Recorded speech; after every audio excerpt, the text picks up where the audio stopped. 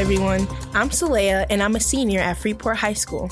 I'm Nigel, and I'm a junior at the Freeport High School. Hello, my name is Will Scudder, and I'm a junior in Freeport High School. I'm Connor Lamb, and I'm a sophomore at Freeport High School. Hello, I'm Maya Main, and I'm a senior at Freeport High School. We welcome you to the April 18th, 2024 episode of FREEPOD. This week's episode is brought to you exclusively from the students in the Freeport High School Media Production Program. As always, FREEPOD is proud to bring you this short weekly podcast with the help of a large volunteer group dedicated to providing objective news specific to our community. Now let's get started on the news you've been missing. A surprise return to the Stevenson County Fairgrounds. The Greater Freeport Partnership is proud to announce the return of the Stevenson County Home Show, coming April 20th. According to Business Engagement Director Bill Clow, the event is free of charge for attendees. He says the home show is a great way for contractors to showcase their work and products. For more information, visit greaterfreeport.com/homeshow. Parkview, a nursing home in Freeport, is hosting a program for Earth Day 2024. This 30-minute program helps encourage people to not use single-use plastics as a way to reduce plastic usage and waste. This program will be instructed by Teresa Smith of the Conservation Committee. It will take place in the lower level all-purpose room in Parkview on April 22nd at 3:30 p.m. The League of Women Voters of Freeport will host a presentation on the standing of bilingual education and English learners in our community.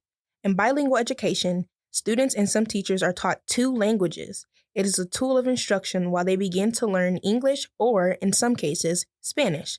This presentation will be held April 23rd at the Freeport Public Library from 6:30 p.m. to 7:45 p.m. The presenters will include Freeport's Superintendent, Dr. Anna Alvarado, and Assistant Superintendent, Dr. Rocio del Castillo, and other speakers. FREEPOD is a volunteer podcast created by members of the community. They give us the daily spill of tea around Freeport, and now they want to hear from you.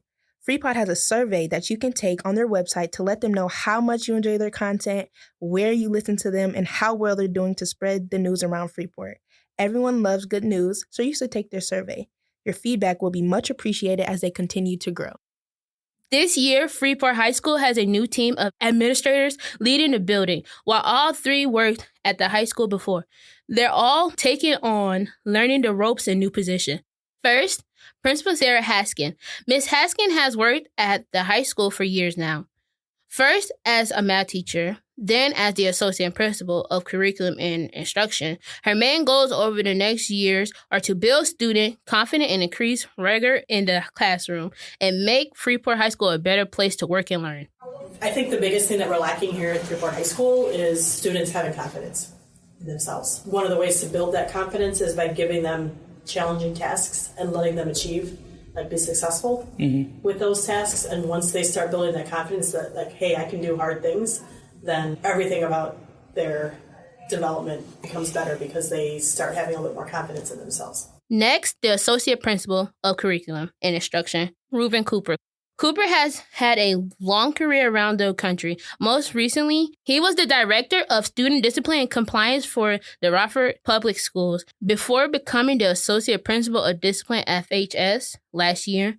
This year, Mr. Cooper has been working closely with 25 students who are at risk of not graduating to try and improve their behavior, attendance, and grades through mentorship. What I like to see is an environment of students that respects and recognizes the value of education. It's more so today than at any other time probably in history. And finally, Associate Principal Alicia Leeper. She oversees the Cultural and Student Support Office with the help of Ms. Martin and Ms. Hilton.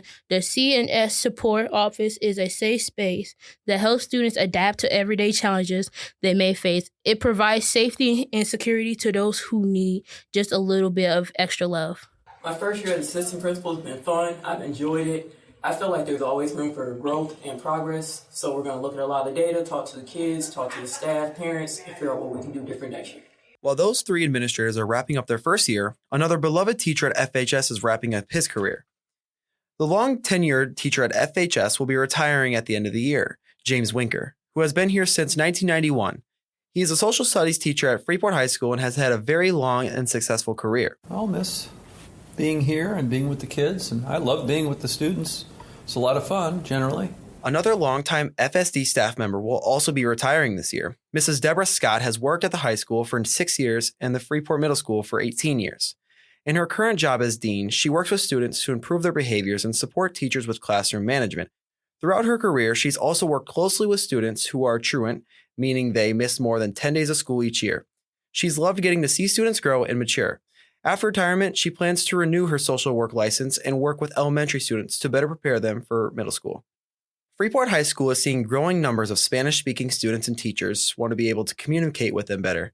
ESL, or English as a Second Language, refers to programs designed to teach English language skills to non-native speakers. This is a fantastic opportunity for teachers as the school district is covering the cost of obtaining their certificates. Teachers will take 5 6-week classes to get the ESL certificate, but can add on an extra class for a bilingual certificate. Something that I've been wanting to do for a while. I actually have a Spanish minor already, so I can support students already in that sense. But every year that I finish up my education, I just keep wanting to go and do more and more. Another reason he wants to do it is there is only one ESL teacher in the school, and he thinks they need more resources. Miss Petty looks at it differently. I wanted to get it so I could learn other methods of teaching to help my students who are not as fluent in English. It's a lot of work, but the work is worth it. She won't be able to teach in Spanish, but she can describe and get the resources needed for the students. Mrs. Wright is the only ESL teacher in the building. It's really important because, especially over the last few years, we've had a large number of students that speak another language other than English. And in order to best support them inside the classroom, it's really important for teachers to learn different strategies and ways to help. For the first time ever, FHS students took the SAT electronically at the beginning of this month. The College Board intended for the digital SAT to be less stressful for students, but they didn't intend for either section to be easier. Going digital wasn't the only change for the SAT this year. The SAT debuted a shortened test, the allowance of graphing calculators through the math portion, and faster results. Most students enjoy having the SAT on the computer instead of on paper. This seems to be the better option as society continues to advance in technology. Freeport has a new softball coaching staff who is young and ready to compete for the NIC 10 championship. How is this going to affect the players and the team? What are the people's views on the new head coach, and do they like her or do they not? We talked to multiple coaches and players about the new softball head coach Miracle Deadman.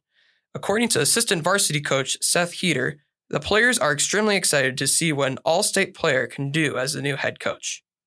The players are equally excited and are looking forward for the rest of the season. This spring, FHS unveiled its first ever boys volleyball team.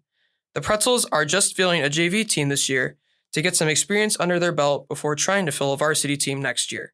Head coach Holly Cleaver was previously the girls' volleyball coach and now leads the boys' team. The next home game is on April 18th against Rockford Christian. Journalism is an IHSA activity that has recently joined the Freeport spring roster this year. After being encouraged by the Galena High School journalism advisor, Mrs. Kurtz and Mrs. Kleindell decided to have Freeport High School enroll in the activity. It functions similarly to most sports with a sectional, then state format. Today, we have an advisor for that activity, Mrs. Kleindell. 4 students placed top 3 in the sectional and will head to Normal, Illinois at the end of the month to compete in the state competition.